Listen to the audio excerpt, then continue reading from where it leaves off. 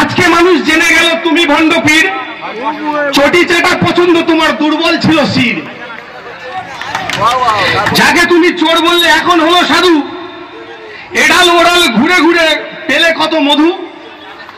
কাকে বলছি জানেন তো? সাধারণ সম্পাদক।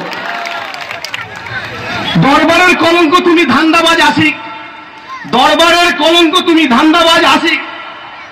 সার্থক তোমার নামের মানে ওরে ড্যাশ সিদ্দিক।